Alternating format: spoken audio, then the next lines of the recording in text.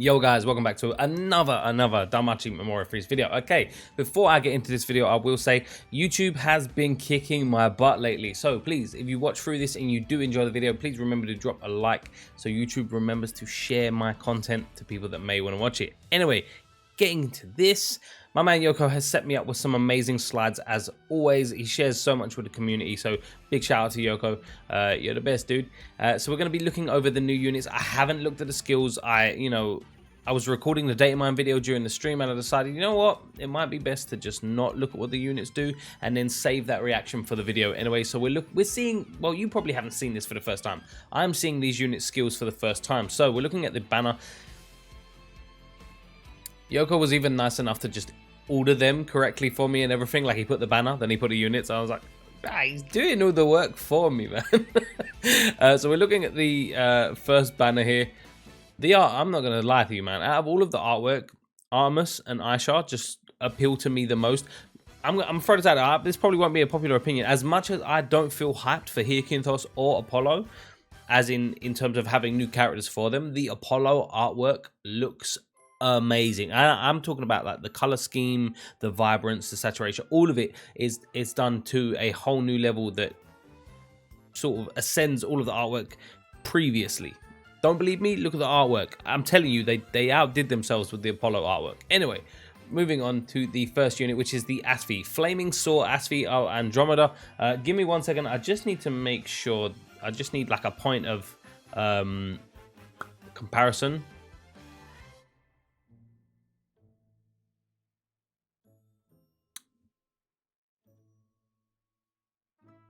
Make sure that I have it.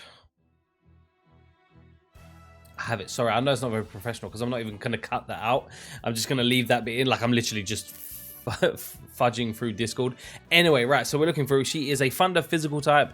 All of her stats, as you expect. I'm not going to like go into detail about the stats because that's like real min-maxing and really analyzing the meta. We're not doing that here. We just want to see if they're good, if they meet the current standard, which they probably will do, and what they do.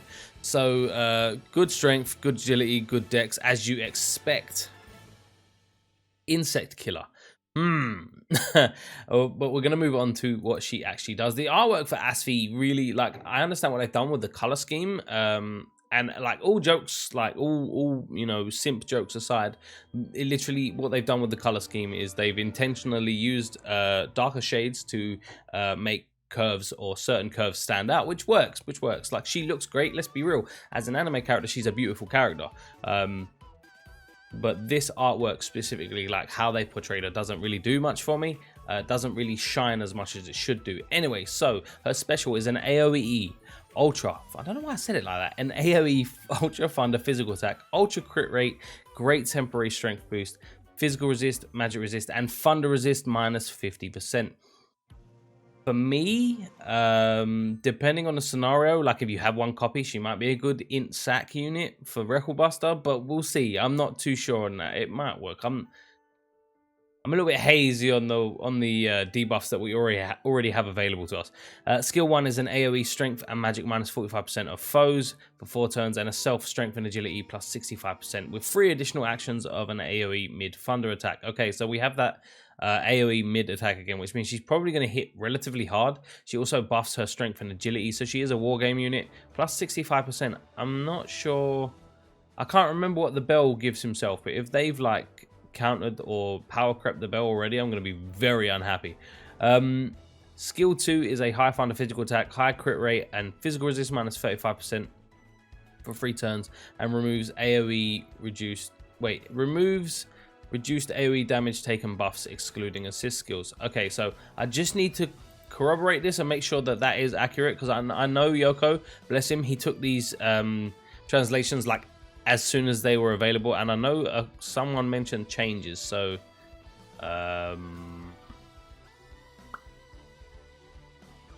removes AoE reduced AoE damage buffs. Yeah, so it is accurate. No doubt there, no doubts. So basically, Stall Killer. If you have AoE damage reduction, she will remove it on her skill 2. Skill 3 is a single target, high thunder physical attack, ultra crit rate, and temporary great strength boost. No percentage modifiers because it'll probably hurt a lot, given that it has a great temporary temporary great strength boost. Passives are water resist plus 35%. Counters and regular attacks are water physical. Ultra crit rate on counter and 20% damage on crit, plus 35% strength, agility, and dex. Remember, these are already added to the base scores in the previous image. And she has insect killer. So we're gonna moving on to the next one. What do I think of her? She doesn't really shine that much for me. She has the mid modifier on her additionals. She debuffs strength and magic, which is always good for survivability in war game. She buffs her own strength and agility. You know, I like when they, you know, buff element as well, or at least debuff element, but she does none of that. She debuffs physical, like she debuffs type, not element. So she debuffs strength, buffs her own strength, and debuffs physical resist, which is cool, but it kind of means that you need to have someone on the team with her to buff her element and debuff the element resist of the enemy team. So moving on to the next unit. They made here Kinthos wind. I don't understand that. A second fire one would have been fine, given that the first one is fucking old. His stats, yeah, they're good, man. I'm pretty sure Asphy has faster agility, but I'm pretty sure, given the stats, he probably is a record buster unit, but I'm not sure. This was my feeling from the beginning. Like, I feel like he's a record buster unit. Yeah, his SA is literally a single target attack. So I called it single target ultra wind physical attack. Keep in mind, for those of you that, oh yeah, they did the SAs during the stream. I didn't watch that. I didn't watch it, okay? Sorry. Ultra wind physical attack, ultra crit rate, and temporary great strength boost, and minus 60% physical resistance. Okay.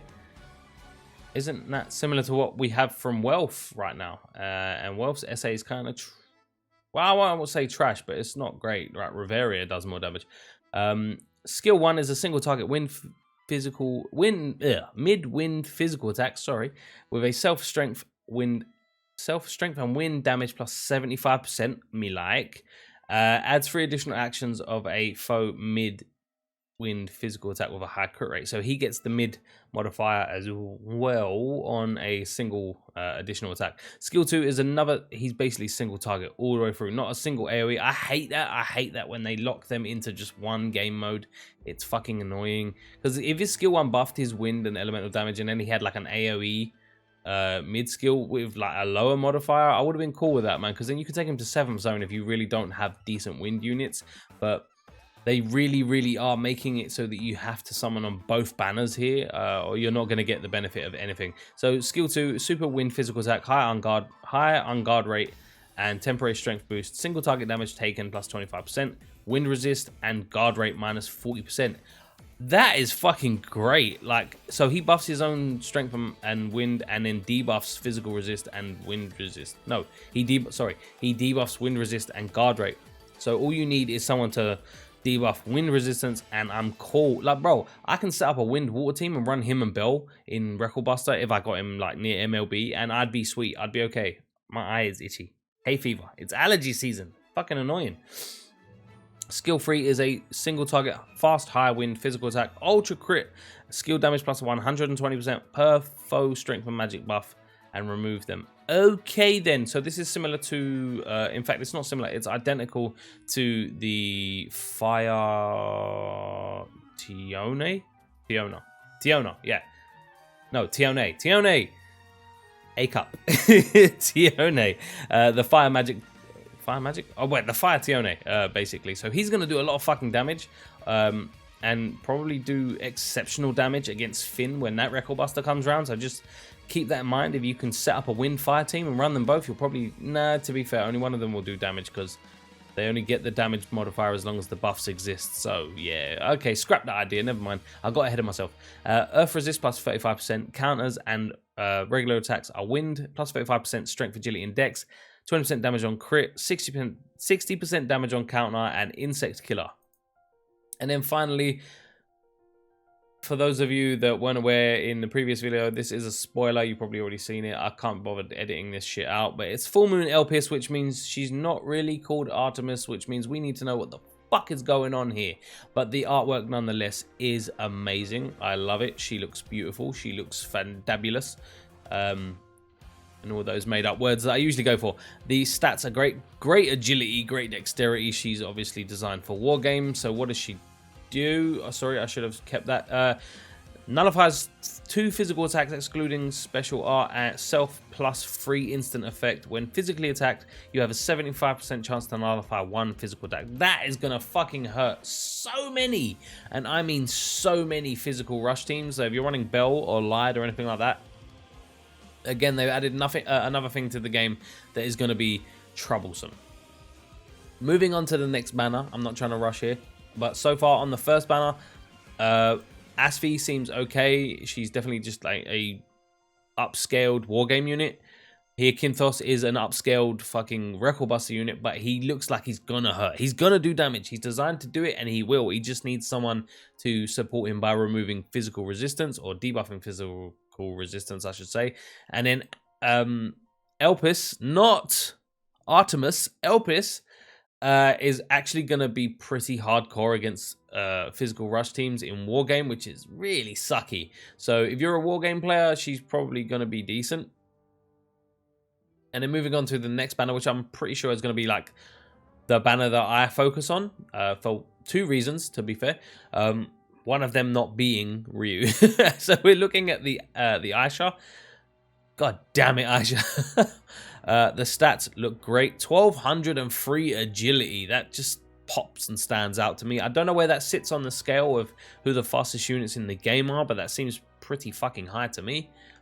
She is a physical water attacker, which I'm cool with. I'm cool with that. So AoE special, which is an ultra water physical attack with ultra on guard rate, skill damage plus 80% per self water attack damage buff. Skill 1 is a foe's fast, strength, magic, and water resist minus 40%. Huh? 1 copy of her for a sack unit for a record buster is always going to be good then. Or even 7th zone or any of them good things. So, allies, strength, water, and magic. Strength and water attack damage plus 50% for allies. Hang about, what? She debuffs water resistance and buffs water damage and strength in 1 fucking skill. Hang about, mate. You're having a giggle, right? That's a bit much.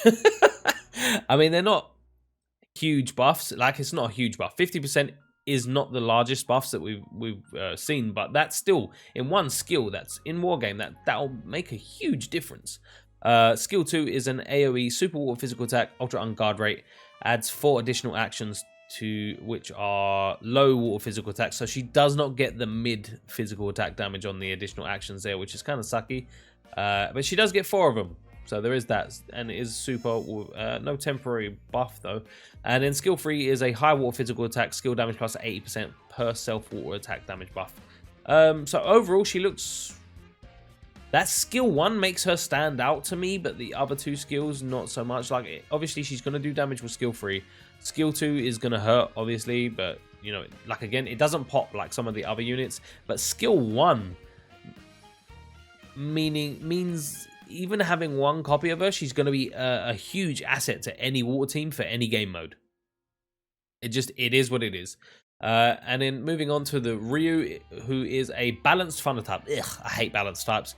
And the stats sort of show that she's a balanced type. But it's weird that, hold on, her strength is higher than her magic. I would have expected that to be the other way around, because they always lean in one direction toward the other, but I assumed Ryu would have had a higher magic stat.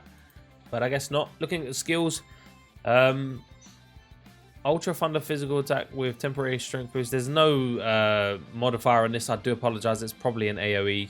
I'm assuming, yeah, it's most definitely an AoE, given that she's supposed to be paired with Asphy, I'm assuming. So we'll say AoE, Ultra Thunder physical attack, temporary great strength boost, allies plus 100%, 100% thunder damage for 3 turns. So I can dig it. She's basically the thunder version of the Bell that from part 1. Skill 1, allies fast, physical resist, and thunder attack damage plus 50%, minus 35% AoE damage taken for 4 turns, and adds 3 additional actions. Allies. That's okay. So I need to just double check on the Discord for this. I do apologize. I don't want to waste. I don't want to make like a fucking 30-minute video, but I do need to just make sure I'm fact checking this.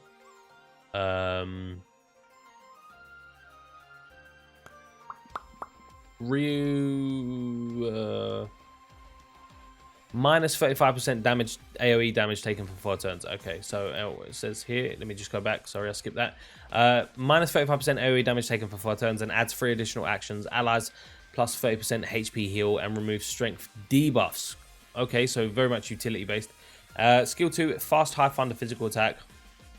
Crit and pen minus 50%. Eesh, she's basically combine that with the strength and magic debuff that Asphy has.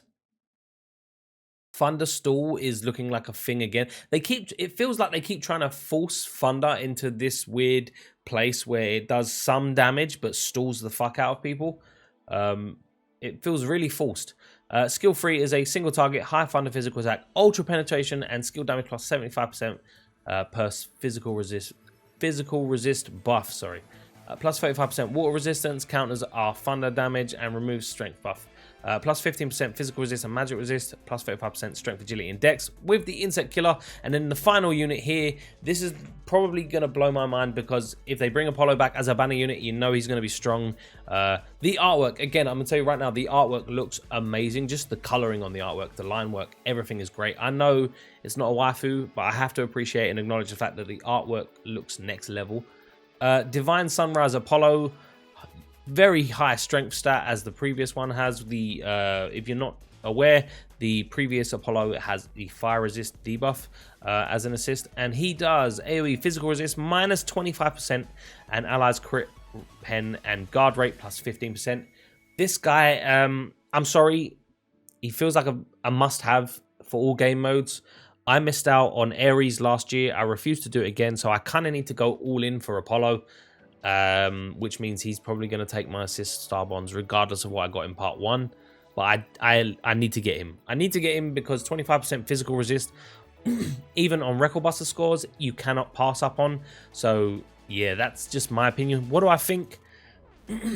Part 1 seemed hyper than part 2, but there are a couple of characters in part 2 that are must-haves, but the rest seem like they're not up to par with an anniversary celebration. So namely Ryu and Asphy don't stand out much to me.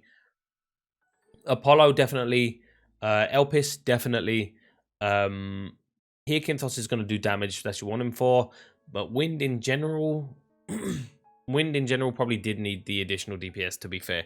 But for the most part, the 2 assists really do stand out for me. I cannot tell you what to do, but I'm going to be going for Apollo and then wait to see closer to part 3 how I feel about the other banner. Maybe I'll go in for Kinthos and Elpis. I'm not sure, but that's going to be me. I hope you enjoyed the video, guys. Please make sure to drop a like if you did. I love you guys. Have a great fucking day, and I'll probably catch you next week if you don't turn up to my live streams, which are Monday, Thursday, and Friday, sometimes Saturday, 8 PM GMT. Drop a like again if you did enjoy the video. I love you guys. I'll catch you later.